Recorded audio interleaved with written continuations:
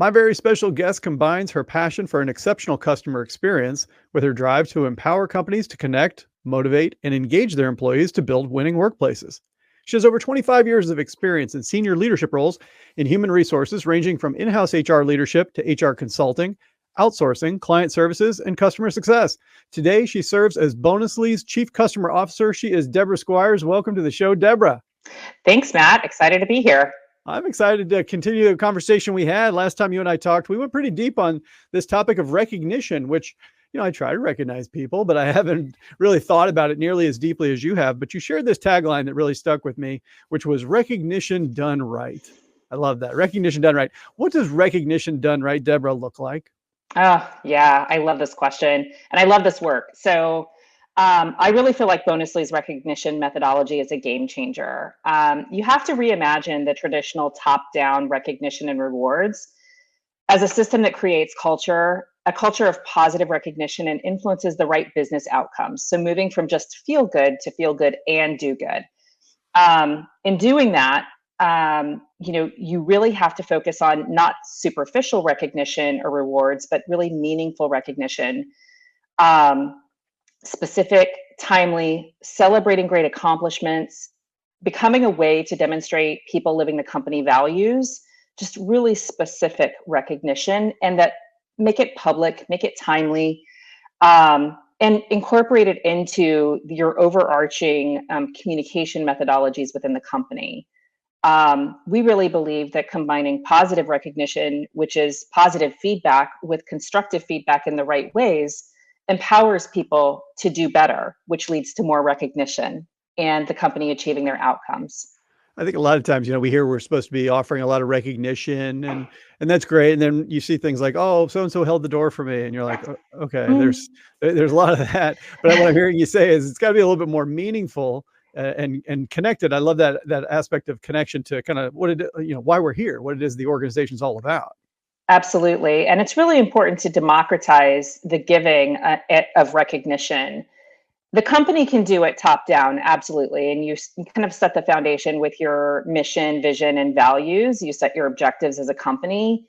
But when you ensure that employees feel internally that connection to the company outcomes, the company values, and the mission, then you enable each and every employee to propel not only a culture of recognition, but a culture of positive reinforcement of the work that matters, that drives business outcomes. And so there's a real connectivity to helping the business achieve its objectives by helping people feel valued and recognized for the great work that they're doing. Yeah, it seems like it's taking the extra 30 to 60 seconds to not just acknowledge the effort that was made. For example, let's say I have a team of 3 people and they worked really hard and delivered this outcome.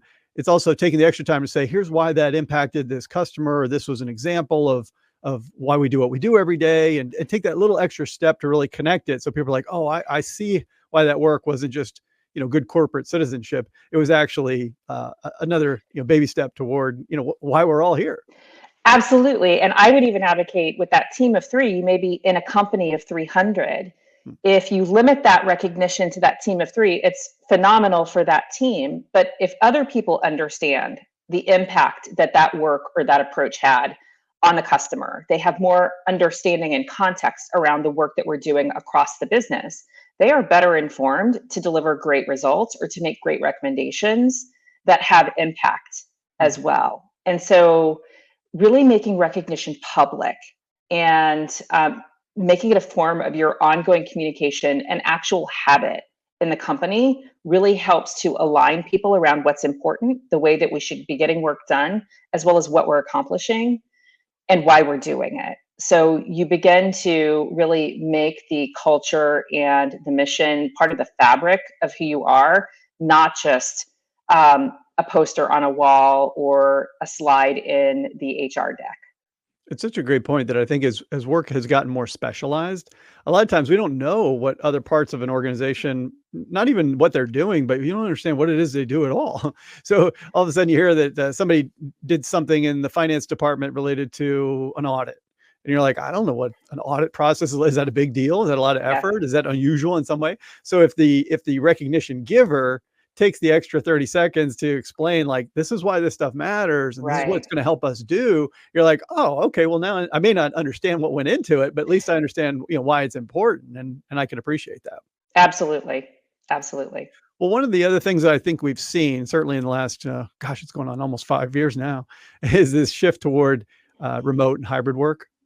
We've all Mhm. been kind of caught up in it, and different organizations and industries, may have different percentages, but I think it's pretty pronounced across the workplace. But my question for you, Deborah, is when we think about recognition, do we need to recognize and approach this topic any differently for people who we might not be physically next to? Does recognition done right work differently at distance? It does. And we really absolutely need to think of this differently. When we shifted overnight to remote work for everyone, and we've been seeing this over the past decade or so, companies becoming more distributed, we lost a sense of connectedness and the ability to build real relationships in the workplace. Right now, we go from one Zoom meeting to the next or one Google Meet to the next. Those generally have structured agendas. They're really focused, purpose driven meetings. They're tactical. There is not an opportunity to actually chit chat. You're not sitting in a meeting room chit chatting before the meeting gets started. So we have to reimagine how we gather around the proverbial water cooler or in the break room and catch up casually with people that we may not work with on a day to day basis and get to know them on a human level and build those connections. I believe that that really requires intentionality in creating a space and schedules to allow for that, and the use of technology in smart ways to foster and facilitate relationship building, communication, and sharing. Um, we have to be more transparent in this setting because people are not overhearing conversations. And so, intentionality around transparency of communication, um, really celebrating recognition in ways that everyone can see it. We don't generally gather in an all hands all together where everybody's communicating at the same time and sharing. So you have to be really thoughtful about the technology that you use, the way that you deploy it, and the expectations that you set in the workplace around how people connect and communicate and build relationships. Yeah, it's really challenging when you think about in the physical environment. You might just bump into somebody in the hallway, you sit down in the cafeteria, equivalent, whatever it is. And those things kind of happen a little bit more organically. But I so relate to what you're sharing, which is like as soon as I hop on a Zoom, because this sheer act of logging onto Zoom, I'm basically in work mode. Yes. And I might be able to spend the first few minutes having a little chit chat. I enjoy that. Hmm. But it still is like you have to almost pause and think like, okay, hold on. I just got out of the meeting where we did work all the way up till the deadline. Yeah. Now it's time to hop on the next call. You're still kind of in work mode. You have to train yourself to step back a second and be like, oh, let's Yeah. have a human moment. What I call the first 5 minutes. Can we take the first 5 minutes of the meeting to be human before we get to the worky work stuff? And Absolutely. it can work a lot better. Absolutely. And that is a really great strategy at the leader or manager level. As a company, we have to really incorporate those breaks in the day, breaks in the week where we allow for this and actually encourage and nurture it and give people the tools and the space to do that. So it goes beyond, individual team meetings. That is a great way to frame the meeting. But often we're a few minutes behind the last meeting, and so you start the meeting late, and you're just in this nonstop kind of go from one meeting to the next mode. So you have to really be intentional about that. When we first went remote, we had Zoom happy hours and Zoom coffee chats, and those were great because we weren't actually allowed out of our homes at that point. But people want a lot more than that these days. We're now in a completely different space, and so the workplace has fundamentally shifted. And as companies and as leaders, we have to catch up to that. 100%. And yeah, I'm a big mindfulness guy. So sometimes I like to start with a moment to arrive. Let's take a little bit of breath work, or at least just hit the pause button for a second. But that's different than recognition. And I like the idea of starting a meeting with a little bit of recognition as well, being able to say, like, I've heard some techniques like what's a win for the week? What is Right. something that went well for you? It doesn't have to be work related necessarily. I also like the idea of what's a win you saw during the week and Yeah. maybe recognize somebody else. So there's a lot of different ways you can mix it up over time, but I think the act of making space for those things is a really strong complement, now a necessary, non-optional complement to the worky work that we're also trying to shift, to remote format. Yeah. Absolutely. And that really gets to the heart of people feeling recognized as humans, not just as producers of value or as numbers in the organization. I think, we've been encouraging for years people to bring their whole selves to work, and then we sort of stumble over how do we actually have them feel recognized just for their being, Mm. more so than just what they're producing. And that balance is really important. So techniques like what is a win you have seen, or what's something that you're proud of that maybe somebody else didn't see, really brings that to the surface. Now, another big shift, of course, is the arrival of Gen Z. I'm not a Gen Z person. My bride and I made 3 of them. I know them a little bit, but my question is, when you think about this latest generation, what sort of expectations do they have on this topic of recognition? I've heard a lot of the sort of the common stuff, but just from your expert perspective, when you think about Gen Z and recognition, what have you been seeing? Yeah, that's a great question. And I just want to start with, we really have to stop bashing different generations. I was Gen X. I produced a millennial, a late millennial, so almost a Gen Zer. And every generation that comes into the workplace gets this pushback on, their expectations are too high, or they're not really aligned to what we do and how we've done it. But really, the greatest value that each generation brings is that they push the envelope. They take what the prior generation did and they push it further because they see a different possibility. And so that's the biggest value that we get with Gen Z. It's interesting. Flexibility is really important. I read an article a couple of weeks ago that Gen Z is not saying, I don't want to be in office. I want to have the option to be in office when it's impactful, but I want to be able to work from where I want to work when I want to do the work. So flexibility is really critical, but they pair that with opportunities to excel. And what is different from like my generation as a Gen Xer, your opportunity to excel meant that you had to be physically present where people saw you and saw what you were doing. And so Gen Z imagines this world where we're not counting rears and seats, and physical presence, along the same lines as we have in the past. They want the opportunities to grow. They crave transparency, open access to information and clarity and expectations, and real-time feedback. They want to know when they can impact the outcomes, if they need to do something differently, or if they're doing a good job. So it's not just about recognition, it's about enabling them to perform at their best and to feel like they know what's expected of them. And when I read all of that, if I take the reference to Gen Z out of it, I really feel like this is what every human in the workplace wants. They maybe articulate it in different ways slightly, but if you take the reference to the generation out of it, they're just pushing harder for what we've all been fighting for all along. And we've been moving incrementally in that direction. And every generation coming into the workplace has the opportunity to impact the change faster. I saw an estimate that by next year, Gen Z will be 27% of the workforce. So that's a phenomenal shift. And if you think about the 10,000 or so boomers who are leaving the traditional workforce every day, it's a tectonic shift in the workplace and dynamics. And so we have a real opportunity ahead of us to embrace the challenge that Gen Z is bringing to the rest of us to make things better, to make work better. Yeah, I think that our generation, Gen X, was one of the smaller by numbers, and so our percentage in the workforce is probably less than it might seem otherwise. Mhm. Millennials and Gen X and Gen Z, by comparison, are much larger. However, Gen Z also has started to look at non-traditional forms of work, whether it's gig or they're more Yep. entrepreneurial in some ways. It's easier than ever to be entrepreneurial based on technological and societal advancements. So it's like we have to be careful that if we don't provide what they it's always like a customer, right? You always got to give the Mhm. customer what they want. And as employees, if they're looking for recognition, they're looking for feedback and coaching and development and flexibility, and we don't give it to them, they've got choices. Yes. And might be a tight job market right now, but these things are cyclical. And Oh, they are. you want to Yeah. get good at this stuff now so that, by the time things open up, you don't have people looking at the door. That's for sure. Absolutely. The tight job market is a very short-term phenomenon, and if companies don't get with it Yeah, right. now, they're going to be really suffering later because people do not hesitate to pick up their toys and move to another sandbox. Yeah, And you 100%. see that across generations. It's just so much easier to work in different ways. And that also adds complexity to the workplace and how you leverage your talent and how you deploy the talent.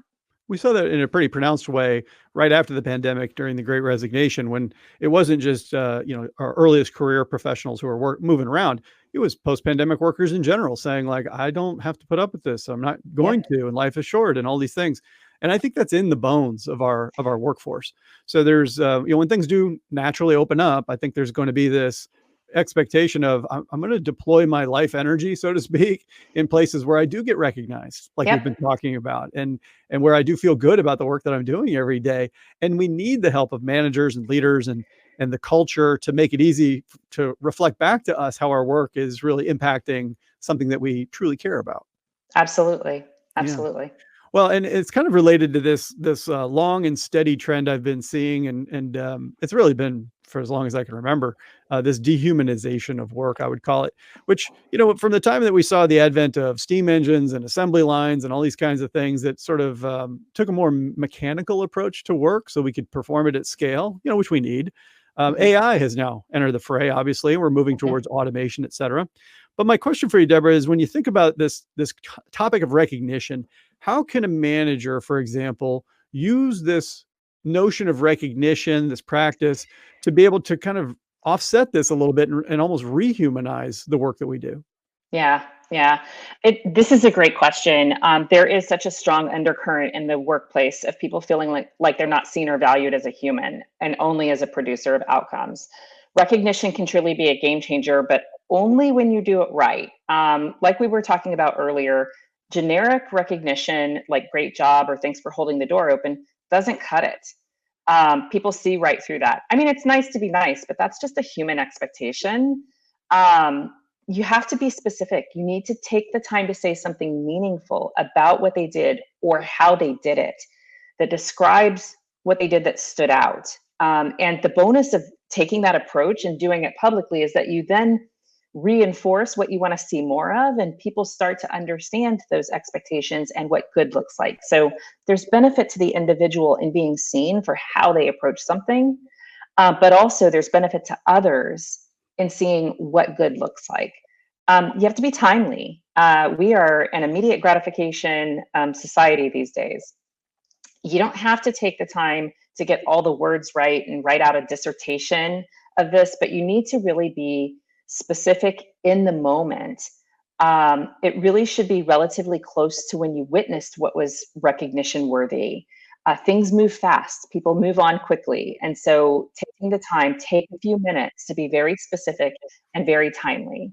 And then be human about it. It's not just about the outcome. We're big at Bonusly on celebrating what we learned in the process, even if we failed in the outcome, because how you approach it really defines and determines how you're going to pick up the pieces and learn and apply those learnings next to the next success. So, really focus on what people brought to it, not just the outcome. And then the last piece of recommendation that I would have on this is don't focus only on the work. We talked about people wanting to feel seen for who they are as humans, and we encourage them to bring their whole selves to work, but then we shy away from acknowledging it. It's important to celebrate milestones like birthdays and anniversaries or a major life milestone, adding to the family or getting married or completing a marathon or those things that you're doing that are personal to you, but they're important to who you are as a whole human. And so that becomes really critical. You need to balance that, and you need to celebrate people's humanness as well. Yeah, it's like work seeps into our lives. We should allow life to seep into our work as well, and Absolutely. bring a Absolutely. little bit of that balance for sure. Absolutely. Yeah, it's amazing when you put it like that. When you think about what triggered the thought for me was job descriptions. How many Mhm. times do we use job descriptions? Well, when we're hiring somebody, definitely because we're using it as a job advertisement, but also trying to do selection that way. Mhm. Maybe if there's a role change, but in between those, multi-year stints, when somebody's actually doing the job, recognition, like you said, if we're doing it right, it's in real time. It's highlighting sort of what we want to see more of in the organization. It's a way to kind of shape the collective mindset as well around this is how we approach our work. And I see so many organizations that say like we want to be innovative but then punish failure, and you're like, well, Mhm. those things don't go together. If you're not recognizing and even rewarding failure, you can't expect to be innovative and agile and entrepreneurial. You just don't get to be those things. And Absolutely. it's hard. It's hard, but It I think is. recognition is a lever we can pull in order to try to make things tilt in our favor a little bit when we want to be intentional about it, the way you're suggesting. Absolutely. Yeah. It's so fascinating to think like it happens naturally. I think we do try to recognize folks, but I'm hearing so much more of a deliberate approach. This recognition done right in this deliberate way can actually shape and make the work easier, and it can feel better, and we can have a lot of these downstream outcomes, which is really nice. But one thing I want to ask you as well, Deborah, is I know that in the research, really at every level, all the way up through boomers, there's this constant urge for career development and advancement and learning and growth. And oftentimes those needs aren't being met. But I guess my question for you is, when you think about this concept of recognition and these types of things, how do we, and how have you seen this need being met when it comes to career development, let's say? Yeah, that's a great question. So our view is that recognition and catching people at their best, whether it's living the values or achieving great outcomes, is one half of the career development equation, right? It's what are people's strengths? Where do they excel? The other piece of it is constructive feedback, and where are their growth opportunities? And when you combine that and you have a very transparent approach to both positive feedback as well as constructive feedback, then you can give the manager and the employee themselves a much more holistic view into somebody's strengths, the full body of work. Have the conversation between the manager and the employee on what their ambitions are. How do they want to grow? What does growth mean to them? I remember when I changed companies a few years ago, and I was, for the first time in my career, managing an entire team of millennials, and I was scared to death. Because I just didn't know what to expect, and every one-on-one that I had was, I want to be promoted. That's awesome. We should train our managers to then ask why and to what, and to really go deep into what are the motivations. And in many cases, people use that phrase as an entree to, I want to get better, I want to grow, I want to make more money. Like, there are a lot of different motivations to that. And so we really have to empower managers to have these conversations. And one of the biggest impediments to ongoing career development is the fact that we overwork our managers. Oftentimes they have a dozen direct reports, they have individual responsibilities as well. And so we kind of put them on the back foot to begin with. So we have to acknowledge and sort through that. And we need to give people the time and space to actually do this work. I'm an advocate that this should happen in the flow of work, not as part of some major performance review process once a year. That's not how you develop people. You develop people by giving managers the capabilities to be coaches, to catch people at their best, and to help reinforce how they can encourage their team members to dig deeper into those areas where they excel and where they have strengths. And then to identify where and how they can provide the coaching that will help iterate their outcomes or help them pivot in an area where they're struggling. We have to give focus to that on a recurring basis. I would say weekly, you need to be coaching your team members. It's not a huge lift. It should be part of the natural progression of manager and team member check-ins, and should be considered alongside work on goals and projects that they're doing, because that development that happens in the moment in the context of work that's already happening, what we call in the flow of work, is what really has impact and can help accelerate the development of people's skills and capabilities. And then that really positions them to take on more over time. So if you don't look at this like this huge initiative that requires its own work stream, and you incorporate it into the flow of the manager and employee check-ins on regular work, but you've given space periodically to the right conversations that uncover aspirations, confirmation of strengths, confirmation of areas for growth, and then really start to focus in on, how do I incorporate this work into the project that I'm putting this person on now, versus waiting to send them to a class somewhere. the vast majority of work and growth happens day to day, hands on, when you're in the mud trying to sort out, problems or solve issues. And so that's how I see it. We've made career development this big thing over there that we have to stop everything else to do, just like we've done with performance reviews, where we once a year try to look back on 12 months and remember what people did and where they need to improve. Mhm. That's not how the world works. We move much faster than that. So if you're not looking at this on a weekly basis as part of your normal rhythm of how you engage with your team members, then you're missing out on the real opportunity there. So true. So well said. It's just this, a lot of times if we have the attitude that, oh, we'll wait till their annual performance review to have the growth conversation, the feedback conversation, the compensation conversation all at once, you'll be lucky if they stay that long, in a different job economy that versus what we have. And it's going to open up like we talked about before. Yeah. And plus it's just less effective. You try Yeah. to do this, it's like a training event. Like you said, I go to 2 days in a workshop, but then as soon as I come out, like, the real world's back on me. So how do we, make it a little bit more of a drip, steady stream, shape it over time? It doesn't take a long time if you do it, but if you do it regularly, you're going to be much happier with those results. Absolutely. It comes back to intentionality and providing people the right tools to be able to do this in the moment versus trying to look at this as some major initiative that, everything else has to stop to accommodate. Yeah. Well, you talk about intentionality. I'll use that as a hard shift here. My intention for us is to also, Deborah, have a little bit of fun. So I want to ask us a trivia question. You and I are going to be on a team. We're going to have AI ask us a trivia question. I saw in one of your LinkedIn posts that you had taken the dogs, Duke and Zeus, for a walk. Yes. It was an amazing post about how cool that your husband is about the work you do. I think we can all relate to that. So I encourage people to go follow Deborah on LinkedIn and check out the post.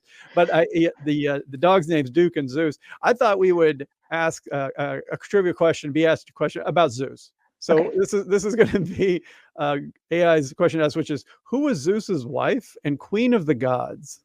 Who was his wife? Oh my. Listeners at home, you can lock in your answer, but Deborah and I are going to be a team on this one. You think it's not Athena? Was it Hera? I think it might have been Hera. I'm going to go with you because I think you're much smarter at this stuff than I am. I don't know. Hera sounds good. I wish my daughter were here. She studied all that stuff. We'll go with Hera. Let's see what happens here. And audience, you can lock in your answer at home. And it turns out, hey, that's correct. Look at that. Yay! Hera was the wife and queen of Zeus. She was known for her jealousy and her vengeful nature. So she had that going for her. Oh, okay. She didn't get enough recognition, Deborah. That's what happened.